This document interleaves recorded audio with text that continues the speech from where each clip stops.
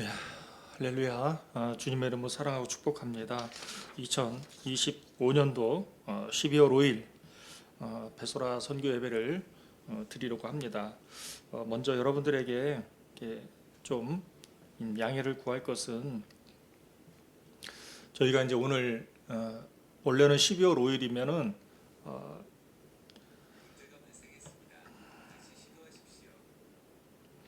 그 12월 5일에는 이제 저희가 이제 김장을 담가야 해서 저희가 이제 이동을 해야 되다 보니까 이게 이제 오늘 사전에 미리 이제 녹화를 해서 여러분들에게 송출을 하게 되었습니다. 이게 갑작스럽게 이제 일정을 조정을 하다 보니까 이게 여러 가지 이게 에러도 많이 생기고 평상시 잘 되던 것들도 잘 안 되고 좀 그런 어려움들이 생깁니다. 지금 보니까는 이거 예배 세팅 준비하는데 막 1시간 반 동안 제가 혼자서 씨름을 하고 있는데 이게 좀 쉽지가 않은 것 같아요. 먼저는 여러분들께서 이해를 좀 해주시고 이 시간에 우리 사도신경으로 우리의 신앙을 고백하도록 하겠습니다.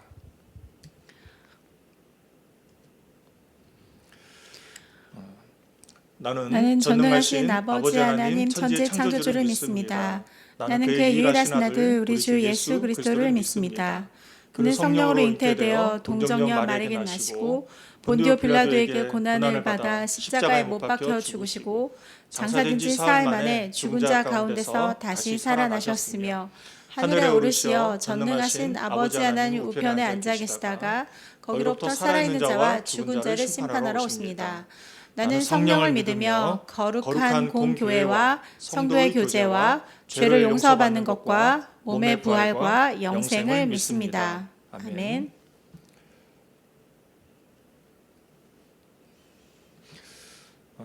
네, 이 시간에는요 우리 찬양을 하도록 하겠습니다.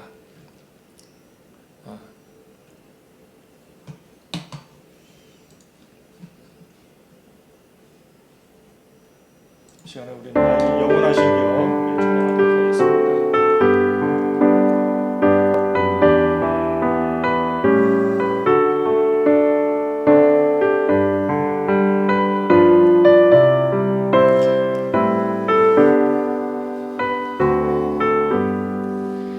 나의 영원하신 기업 생명보다 귀하다. 나의 갈 길 다가도록 나와 동행하소서. 주께로 가까이 주께로 가오니 나의 갈 길 다가도록 나와 동행하소서.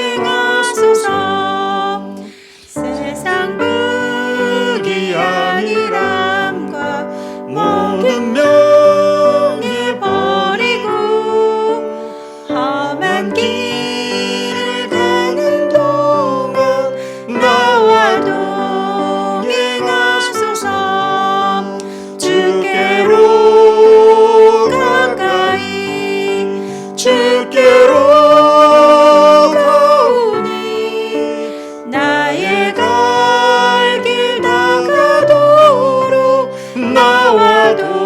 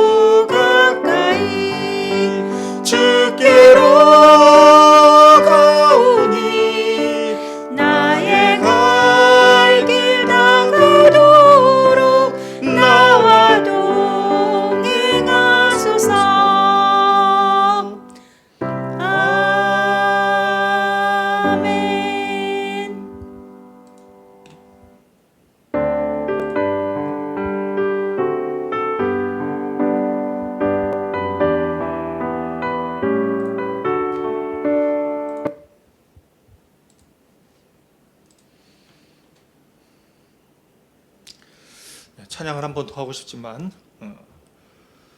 아쉽지만 하지 못하고 시간에 우리 이제 바로 우리 선교의 소식 잠깐 알려드리고 오늘 말씀 함께 나누도록 하겠습니다. 먼저는 2026년도 2월 12일부터 19일까지 베소라 선교회 대만 아우르치를 준비하고 있습니다. 저희가 1차 모임을 했고 그리고 지난주에는 2023년도 우리 대만 아우르치 팀원들이 함께 다 같이 모여가지고 저희 주만나교회에서 함께 이렇게 식탁 교제를 하였습니다. 참 오래간만에 만나니까 되게 반갑고 또 되게 귀한 시간이라는 것을 깨닫게 되었습니다. 제가 이렇게 다 보니까 이렇게 목사님들께서 이렇게 다 같이 함께 가고 싶어하는 마음이 이렇게 보이는데 저마다 사정과 또 환경이 다 다르다 보니까 그것이 어떻게 될지 모르겠지만 이렇게 목사님들의 간절함을 가지고 기도했을 때에 하나님께서 2026년도 대만 아우리치를 또 많은 것들을 또 역사하시고 또 변화시키겠구나라는 마음이 들었습니다. 저희들이 함께 기도하면서 간절함들을 가지고 또 대만 아우리치를 통해서 또 저희들이 큰 은혜를 받는 시간들이 되었으면 좋겠습니다. 참고로 저희들이 이제 2026년도 대만 아우리치는 이제 그 대만을 보면은 북쪽은 타이베이, 중간에는 타이중, 그리고 맨 남부에는 카오슝, 핑동이라고 하는 곳도 있는데요. 저희가 방문할 곳은 타이베이를 경유해서 타이중이라는 곳으로 예전 2023년도에는 송덕교회 지광선 목사님께서 계셨는데 저희가 2026년도 방문에는 송덕교회와 또 이제 지성소 목사님이 심우하시는 교회 이게 이제 두 개가 병합이 돼서 이제 갈릴리 교회로 되었거든요. 그래서 저희가 이제 갈릴리 교회를 방문하게 되었습니다. 저희가 방문 목적은 크게 두 가지가 있습니다. 하나는 갈릴리 교회 성도님들과 함께 교제하고 또 지성소 목사님과 함께 교류하면서 강단 교류를 통해서 갈릴리 교회가 더욱더 힘이 되기를 바라는 마음으로 가게 됩니다. 그리고 또 하나는 여러분들이 아실지 모르겠지만 일본 오키나와 하나교회를 심우하고 계시는 이성진 목사님께서 저에게 이제 전화를 주셨는데 대만에 이제 청년들하고 함께 이제 아우르치를 가고 싶다는 연락을 해 주셨어요. 근데 이제 제가 타이중에 있는 이제 지광선 목사님하고 또 지성수 목사님이 심우하시는 이제 갈릴리 교회를 소개를 했습니다.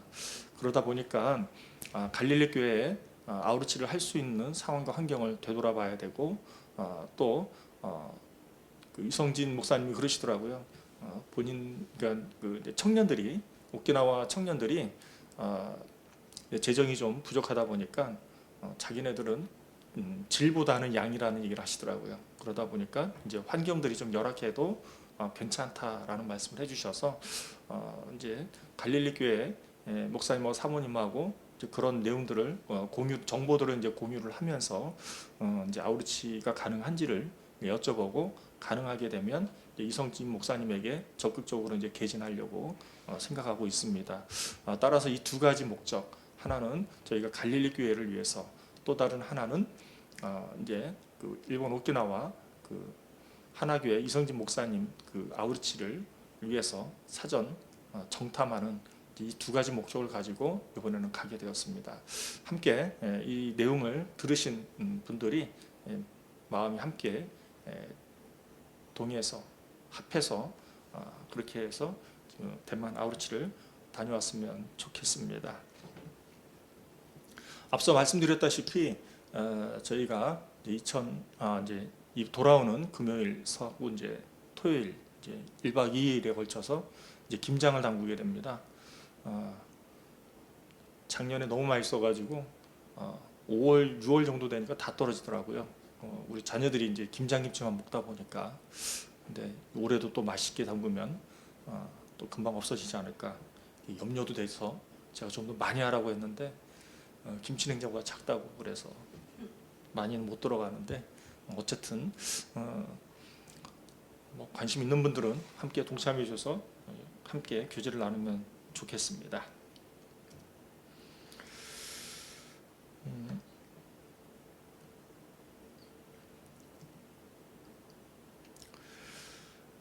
오늘 말씀 여호수아서 13장 15절에서 33절 말씀이 되겠습니다. 여호수아서 13장 15절에서 33절 말씀, 우리 함께 말씀을 봉독하겠습니다. 모세가 르우벤 자손의 지파에게 그들의 가족을 따라서 기업을 주었으니 그들의 지역은 아르논 골짜기 가에 있는 아로엘에서부터 골짜기 가운데 있는 성읍과 메드바 곁에 있는 온 평지와 에스본과 그 평지에 있는 모든 성읍 곧 디본과 바못 바알과 벳 바알 무온과 야하스와 그데못과 메바앗과 기랴다임과 신마와 골짜기 언덕에 있는 세레스하알과 벳보올과 비스가 산키스과 베뎌시목과 평지 모든 성읍과 헤스본서 다스리던 아모리 족속의 왕 시온의 온 나라라. 모세가 시온을 그 땅에 거주하는 시온의 군주들 곧 미디안의 귀족 에이와 레겜과 술과 훌과 레바와 함께 죽였으며 이스라엘 자손이 그들을 살육하는 중에 부올의 아들 점술과 발람도 칼날로 죽였더라. 르우벤 자손의 서쪽 경계는 요단과 그 강가라. 이상은 르우벤 자손의 기업으로 그 가족대로 받은 성읍들과 주변 마을들이니라. 모세가 갓지파 곧 갓 자손에게도 그들의 가족을 따라서 기업을 주었으니 그들의 지역은 야셀과 길르앗 모든 성읍과 암몬 자손의 땅 절반 곧 라빠 앞에 아로엘까지와 그들의 지역은 야셀과 길르앗 모든 성읍과 암몬 자손의 땅 절반 곧 라빠 앞에 아로엘까지와 헤스본에서 라맛 미스베와 부도님까지와 마하나임에서 드빌 지역까지와 골짜기에 있는 벳하람과 벳니무라와 수꽃과 사본 곧 헤스본 왕 시온의 나라의 남은 땅 요단과 그 강가에서부터 요단 동쪽 긴네렛 바다의 끝까지라. 이는 갓 자손의 기업으로 그들의 가족대로 받은 성읍들과 주변 마을들이니라. 모세가 므낫세 반 지파에게 기업을 주었을 때 므낫세 자손의 반 지파에게 그들의 가족대로 주었으니 그 지역은 마하나임에서부터 온 바산 곧 바산 왕 옥의 온 나라와 바산에 있는 야일의 모든 고을 60 성읍과 길르앗 절반과 바산 왕 옥의 나라 성읍 아스다롯과 에드레이라. 이는 므낫세의 아들 마길의 자손에게 돌린 것이니 곧 마길 자손의 절반이 그들의 가족대로 받으니라. 요단 동쪽 여리고 맞은편 모압 평지에서 모세가 분배한 기업이 이러하여도 오직 레위 지파에게는 모세가 기업을 주지 아니하였으니 이는 그들에게 말씀하신 것과 같이 이스라엘의 하나님 여호와께서 그들의 기업이 되심이었더라. 아멘. 오늘은 믿음의 경영 원리라는 제목으로 말씀을 나누려고 합니다. 참고로 믿음의 경영 원리, 이 경영 원리는 이 제목은 AI가 뽑아준 제목이에요. 제가 열심히 자료를 가지고 검색하던 중에 AI에게 여기에 맞는 제목이 뭐가 있을까라고 했을 때 AI로부터 추천을 받아서 재미있게 한번 새로운 시도를 한번 해보게 되었습니다. 제가 기도하고 말씀 나누도록 하겠습니다. 하나님 아버지 감사합니다. 하나님, 오늘 2025년도 12월 5일 베소라 선교회 예배를 드릴 수 있도록 허락해 주심에 감사와 영광을 올려드립니다. 올 한 해가 다 가고 이제 며칠 남지 않았습니다. 사실 밖이 굉장히 춥습니다. 이 추운 가운데서도 저희들이 마음을 모아서 예배를 드리오니 저희들의 예배가 신령과 진정으로 드려지는 예배가 되게 하시고 또 초점이 흐트러지는 것이 아니라 오히려 말씀에 명료해서 저희들의 삶에 있어서 또 새로운 지침을 받는 그런 시간들이 될 수 있도록 인도하여 주시옵소서. 감사드리며 살아계신 예수 그리스도의 이름으로 기도드렸사옵나이다. 아멘.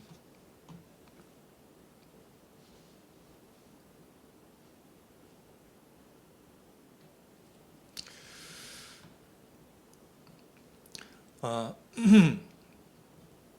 오늘 여호수아서 13장 15절에서 33절까지의 말씀을 가지고 저희들이 하나님의 교훈을 받으려고 합니다. 우리는 1장부터 12장까지 해서 여리고성이 무너지고 아이성도 무너지고 또 태양이 멈추면서 남부 연합군에 맞서서 전쟁에서 승리하는 우리 이스라엘의 모습을 보게 됩니다. 또 그뿐만이 아니죠. 저희가 12장에서는 북방에 있는 연합군과 또 대적해서 승리하는 모습을 또 오늘 여호수아서 12장을 통해서 11장 12장을 통해서 저희들은 배우고 또 하나님의 역사하심을 보게 되었습니다. 이처럼 수많은 왕들을 제압하는 전쟁을 통해서 수많은 승리를 통해서 승승장구하는 그런 상황과 환경 가운데서 오늘 13장 말씀을 접하게 되면은 이전과는 완전히 다른 그런 모습을 보게 됩니다. 먼저는 1장 여호수아서 13장 1절 말씀을 보면은 여호수아가 대뜸 여호수아가 나이가 많아 늙음에라고 말하고 있습니다. 우리 여호수아서 13장 1절 말씀을 함께 보도록 하겠습니다. 여호수아가 나이가 많아 늙음에 여호와께서 그에게 이르시되 너는 나이가 많아 늙었고 얻을 땅이 매우 많이 남아 있도다. 나이가 많았다는 얘기입니다. 보통 학자들이 자료에 의하면 여호수아가 나이가 많다라고 했을 때에 그 나이가 100세에서 110세로 추정을 한다고 합니다. 평생을 여호수아는 전쟁터에서 살았던 것이죠. 평생 전쟁터에서 전장의 장수로서 살았던 그 여호수아에게 하나님께서는 충격적인 말씀을 하시고 계시는 것입니다. 너는 늙었고 얻을 땅에 남은 것은 매우 많도다. 이게 무슨 말이에요? 너 이제 은퇴해. 뭐 이런 말 아니겠어요? 요즘 현대적인 말로 설명을 하면은 정말 여호수아에게는 당황스러운 상황입니다. 7년 넘게 치열하게 싸웠는데 아직 정복할 땅이 많은데 그런데 정복할 땅이 아직 멀었다고 하나님께서 말씀하시고 또 남은 그 땅이 블레셋, 구술, 레바논 같은 강력한 적들이 시퍼렇게 눈을 두고서 지켜보고 있는 상황에서 미완성 과제로 남은 상황에서 성공한 것도 아니고 실패한 것도 아니고 어청청한 상황에서 너 이제 다시 재정비해서 나가서 싸우자 이런 얘기가 아니에요. 오히려 6절 7절 말씀을 통해서 여호수아를 당황하게 합니다. 여호수아서 6장 7절 말씀 13장 6절에서 7절 말씀 다 같이 한번 읽어보도록 하겠습니다. 또 레바논에서부터 미스르봇 마임까지 산지의 모든 시돈 사람의 땅이라. 내가 그들을 이스라엘 자손 앞에서 쫓아내리니 너는 내가 명령한 대로 그 땅을 이스라엘에게 분배하여 기업이 되게 하되 너는 이 땅을 9지파와 므낫세 반지파에게 나누어 기업이 되게 하라 하셨더라. 이게 무슨 말일까요?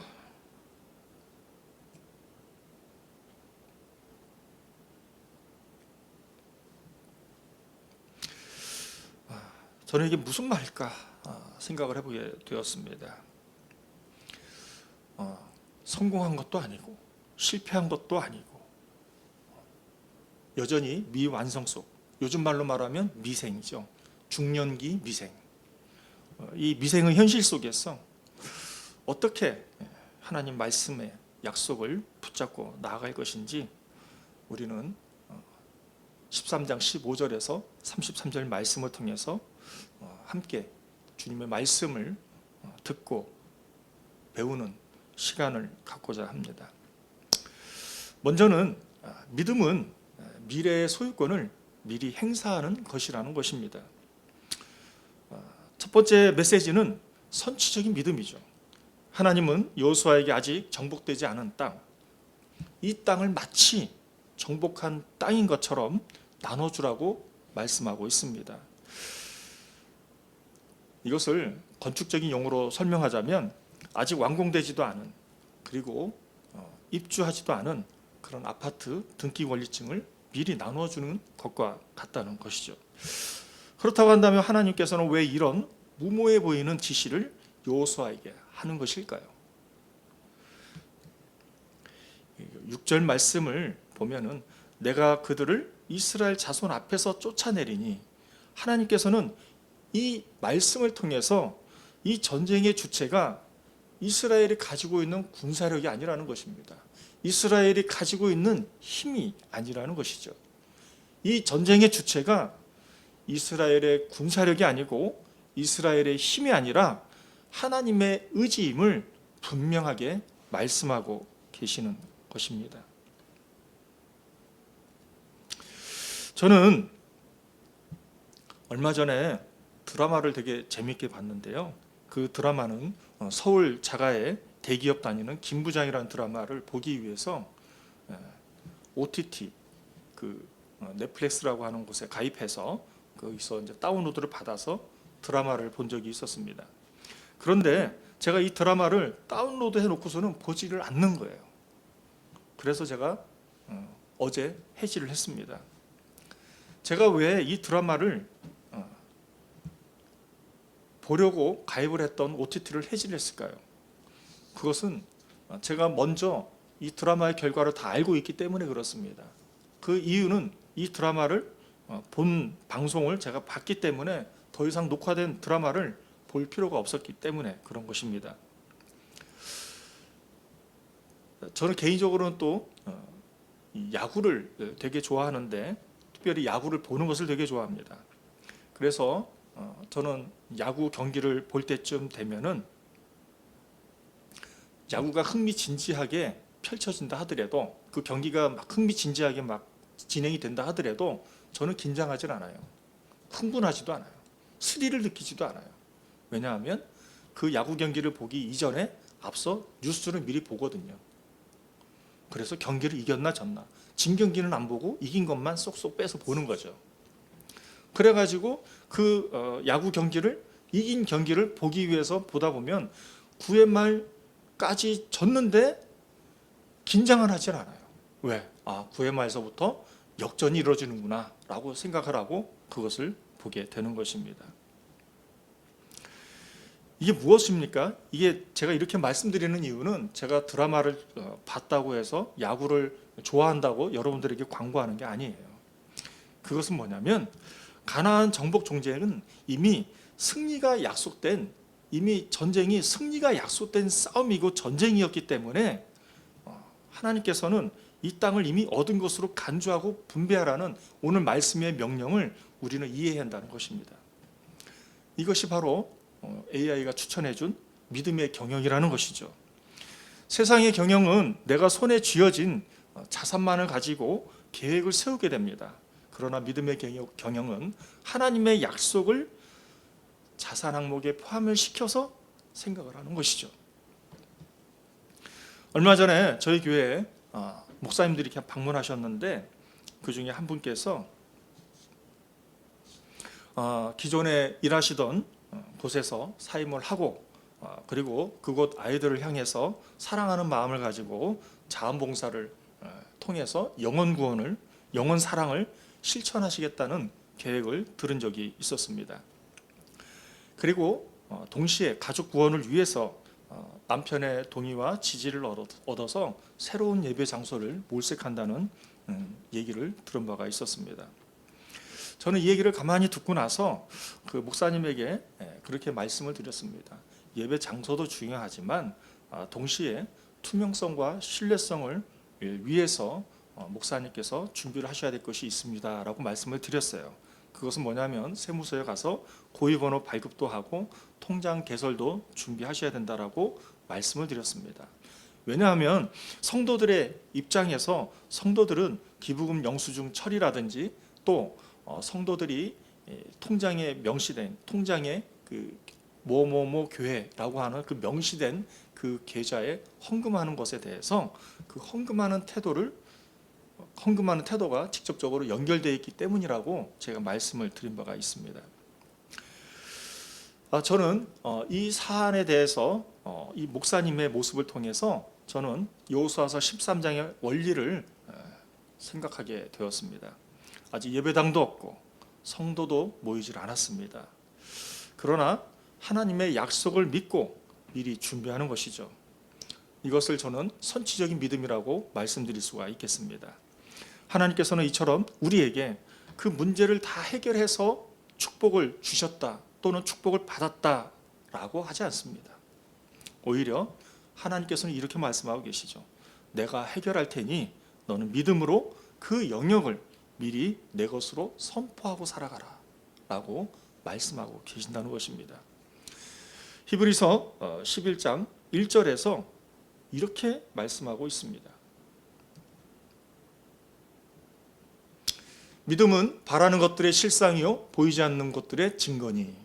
또 계속해서 로마서 4장 17절 말씀에 보면 기록된 바 내가 너를 많은 민족의 조상으로 세웠다 하심과 같으니 그가 믿은 바 하나님은 죽은 자를 살리시며 없는 것을 있는 것으로 부르시는 이시니라 라고 말씀하고 계시는 것입니다.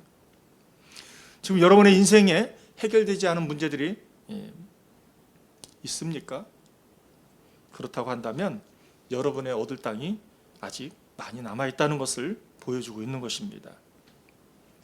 따라서 낙심하지 말고 이 미완의 과제를 안고 우리가 믿음으로 어떻게 살아가야 하는가를 생각해 봤으면 좋겠습니다. 왜냐하면 그것이 미래를 사는 성도들의 삶의 방식이기 때문에 그런 것이죠.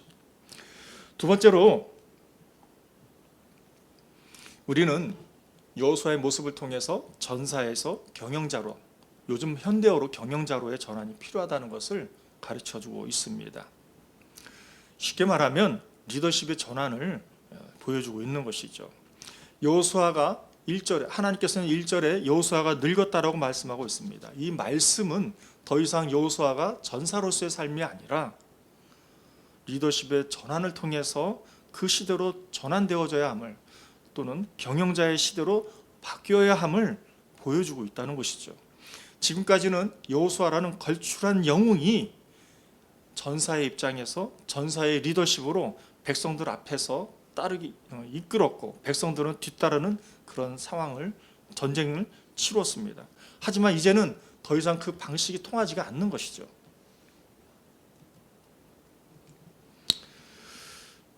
그러다 보니까 이제는 여호수아가 어떻게 해야 합니까? 칼을 내려놓고 땅을 분배하는 행정가로서 또는 경영자의 역할을 하나님께서는 맡기셨다라는 것이죠. 이걸 조금 더 멋있게 표현하면 이렇게 표현할 수 있을 것 같아요. 중앙 집권적 리더십에서 이제는 분권형 리더십으로 바꿔야 한다는 것을, 개혁이 일어나야 한다는 것을 보여주고 있는 것입니다. 얼마 전에 전화를 한 통화를 받았는데 반가운 전화였어요. 집사님들께서 같이 식사를 하자는 전화를 받았습니다. 뭐 다른 전화는 몰라도 같이 밥 먹자는 얘기는 항상 저는 기쁘고 반가워서 기쁘고 즐거운 마음으로 제가 만나는 장소에 이동을 하게 되었습니다. 처음에는 그냥 기쁘고 즐겁고 또 지방에서 맛있는 음식을 또 사주는가 보다라고 생각하는 마음으로 이제 출발을 했어요.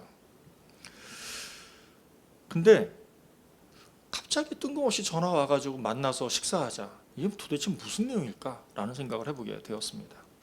어쨌든 그런 의구심을 가지고 굉장히 꽤 긴 시간이었는데 그냥 긴 시간을 그냥 감수하고 가기로 결단하고 약속 장소를 정했습니다. 그런데 약속 장소에 식당에 가서 만나서 식사를 하면서 얘기를 하는데 무슨 말인지 도대체가 이해가 안 되는 거예요. 아무리 들러도 이해가 안 되는 거예요. 도대체 이분들이 무슨 얘기를 하는 거지?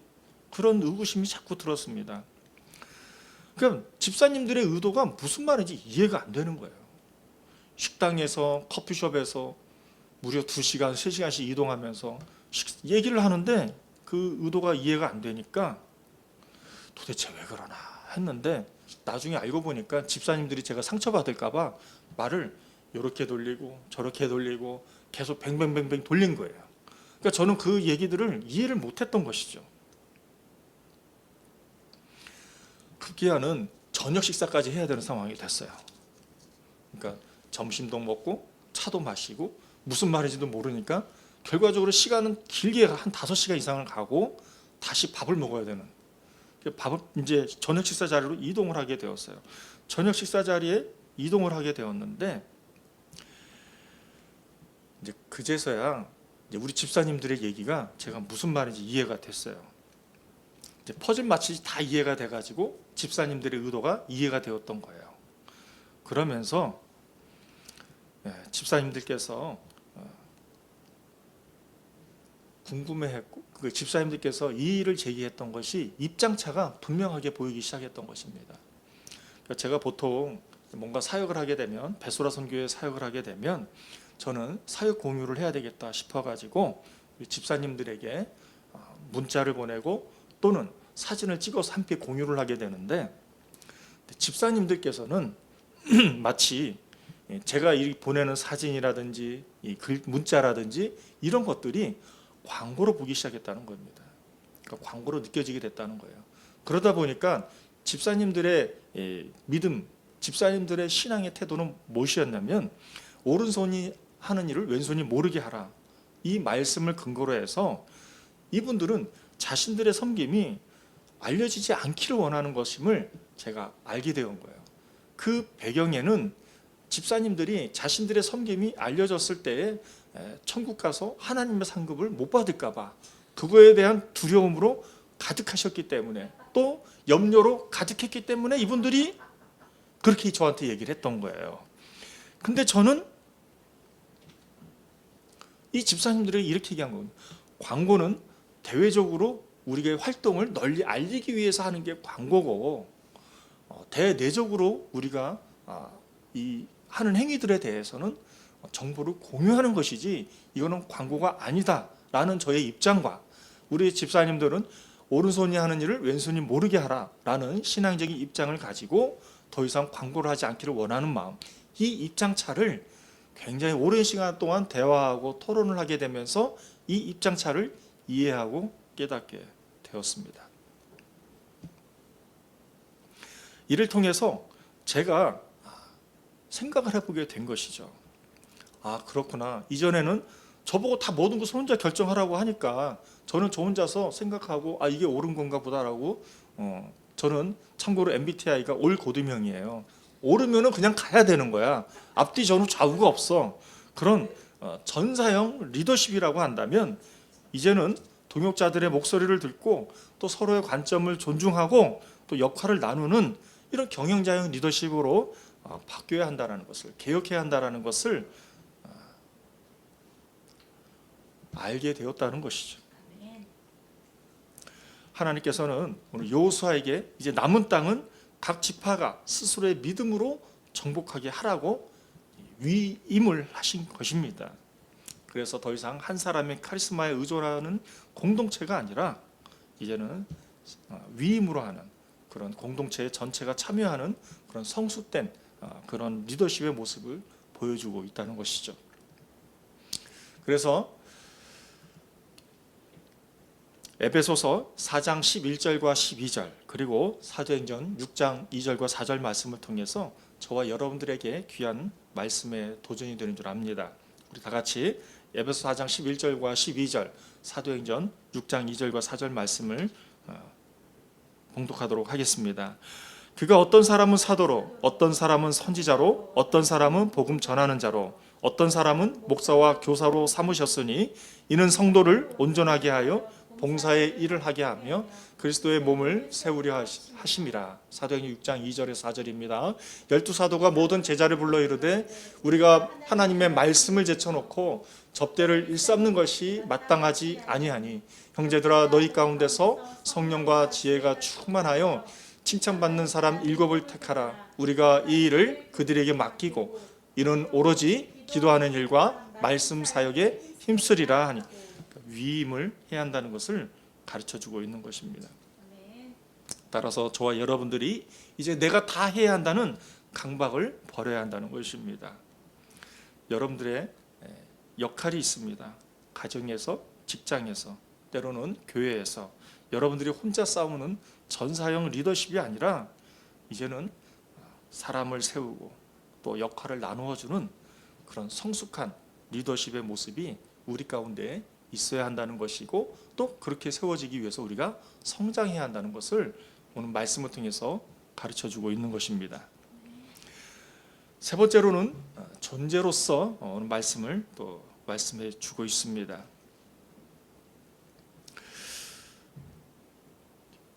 하나님께서는 여호수아서 13장 15절 33절 말씀을 통해서, 특별히 14절과 33절 말씀을 통해서 저와 여러분들이 주시고자 하는 메시지는 명료합니다. 그것은 뭐냐면 진정한 기업, 진정한 땅, 진정한 분배는 무엇이냐는 것이죠. 13장에는 땅을 분배하는 이야기들이 나오지만 특별히 14절과 33절에 대해서 레위 지파에 관해서 나오는 얘기를 보면은 정말 우리에게 있어서 필요한 것이 무엇인지를 일깨워주고 있습니다. 우리가 말씀 14절, 13절 말씀 한번 읽어보도록 하겠습니다.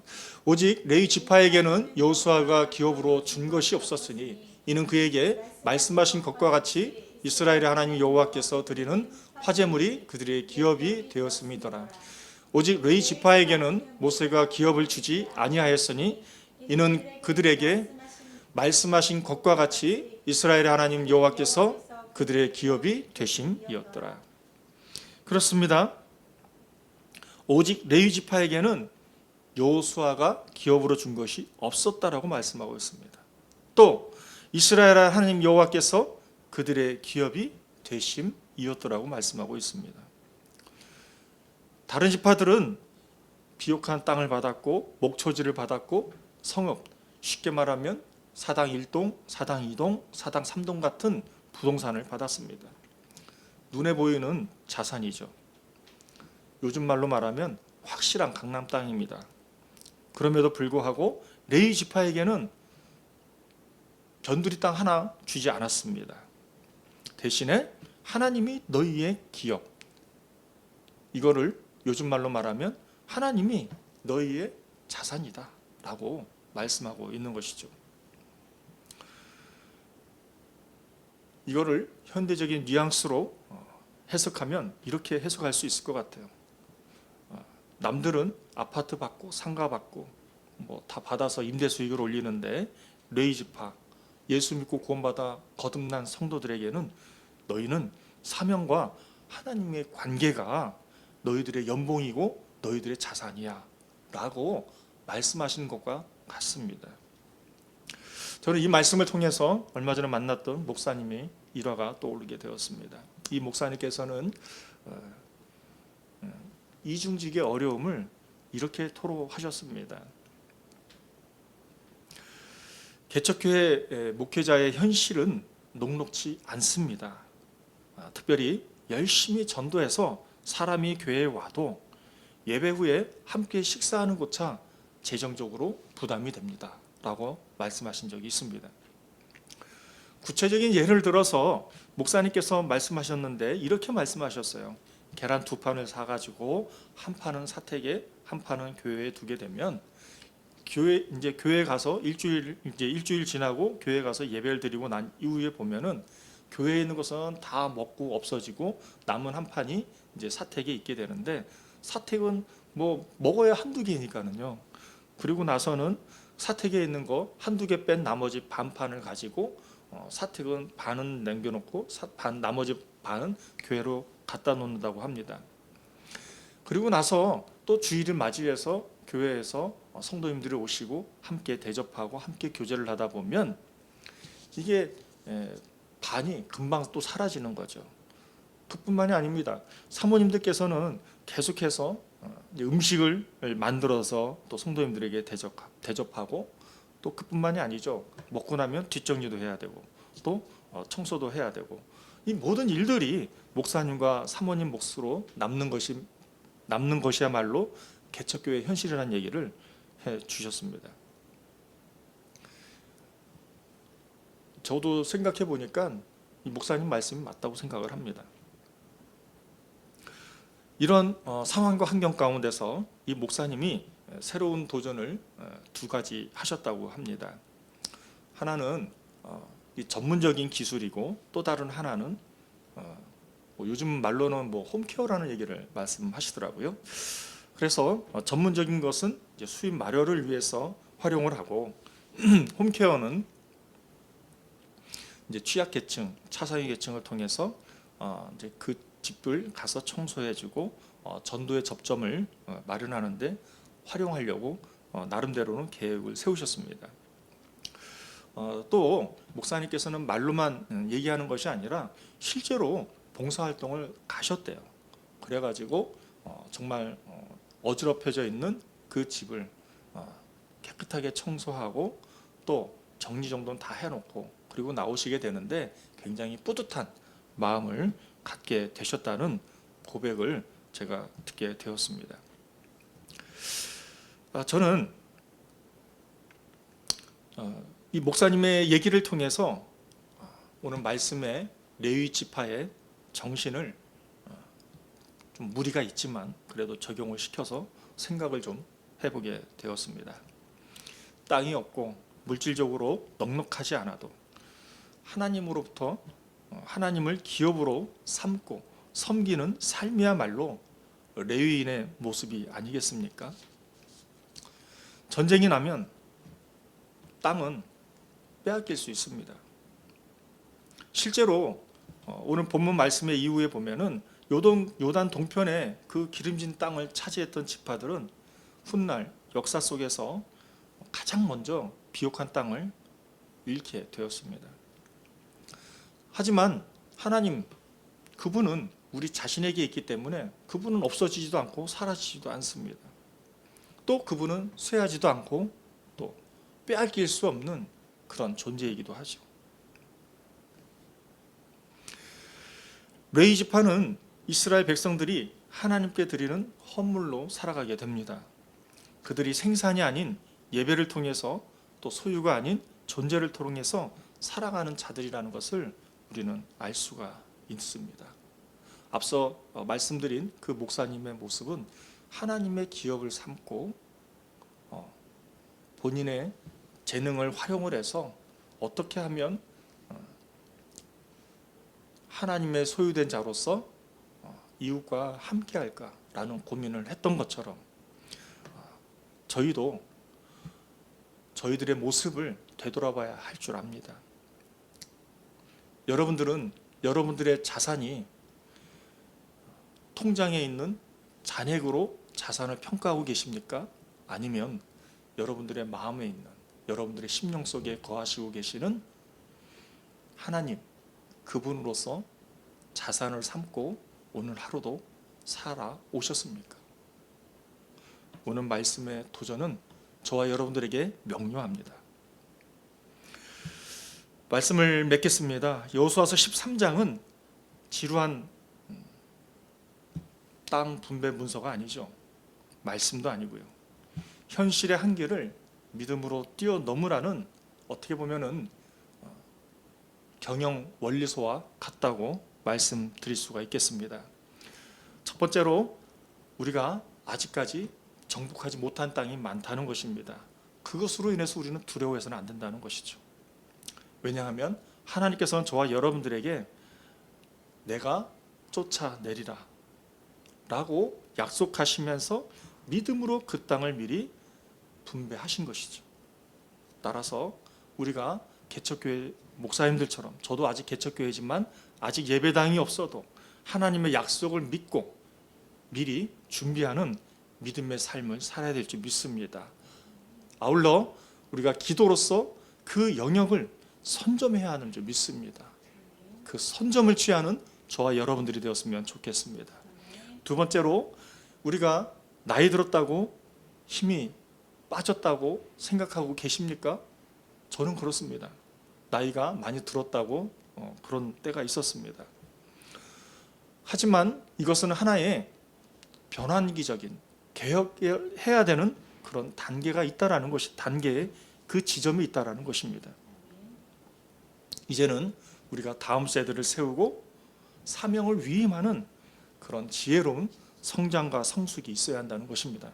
부족한 제가 우리 집사님들과 대화를 통해서 처음에는 이해가 안 됐지만 계속해서 듣고 도대체 상대의 의도가 무엇인지를 파악하기 위해서 힘쓰고 애써서 집사님들의 말씀을 퍼즐처럼 조합이 돼서 그분들의 의도를 캐치했던 것처럼 서로의 목소리에 귀 기울이고 역할을 나누는 그런 리더십들이 되어야 한다는 것이죠. 저와 여러분들이 그러한 리더십이 되었으면 좋겠습니다. 세 번째로는 남들보다 가진 것이 없어 보이는 것입니다. 비교하면 없어 보일 수가 있습니다. 그건 틀린 것이 아니죠. 그러나 우리는 틀리진 않지만 기억을 해내야 될 것이 있습니다. 바로 레위 지파의 모습을 기억해야 합니다. 레위 지파가 어떤 지파입니까? 저는 요즘 신약 성경적으로 설명하면 예수 믿고 구원받아 거듭난 성도들이 바로 레위 지파라고 믿습니다. 그분들에게 있어서 가장 큰 자산은 예수 믿고 구원받아 거듭난 성도라는 거예요. 즉 하나님 자신이 우리에게는 큰 자산이라는 것입니다. 우리에게 여러 가지 물질적으로 없다 하더라도, 또 이중직 목사님들처럼 물질적으로 넉넉하지 않아도 자신이 봉사할 수 있는 것을 활용해서 영혼을 섬기는 삶, 그것이야말로 하나님을 기업으로 삼는 삶이라는 것입니다. 왜냐하면 하나님을 가진 자는 모든 것을 가졌기 때문에 그런 것이죠. 사랑하는 성도 여러분, 사랑하는 동역자 여러분, 오늘 말씀처럼 또 여호수아처럼 하나님의 약속을 이미 하나님으로부터 사인받은 서류라 여기고 내게 주어진 삶의 현장에서 믿음으로 선점하고 믿음으로 성취해 나가는 저와 여러분들이 될 수 있기를 주님의 이름으로 축복합니다.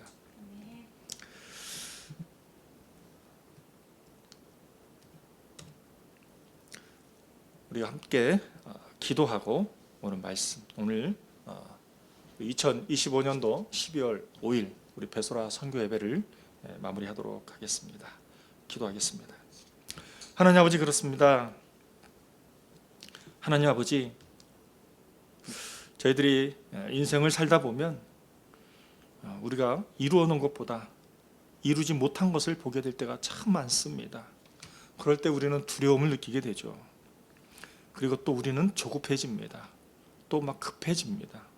그러나 하나님께서는 말씀하고 계십니다. 믿음으로 그 땅을 취하라는 것이고 믿음으로 선점하라는 것입니다. 미리 준비하라는 것이죠. 그 전제는 분명한 하나님의 약속을 믿고 준비하라는 것입니다. 이를 위해서 우리가 기도로 선점하는 저희들이 되어야 할 줄 믿습니다. 더불어서 저희들이 직접 싸우는 게 아니라 여호수아처럼 나이가 들었을 때 직접 싸우는 것이 아니라 이제는 다음 세대를 세우고 또 우리들이 가지고 있는 사명을 위임하는 그런 지혜로운 거듭난 자가 되어야 한다는 것입니다.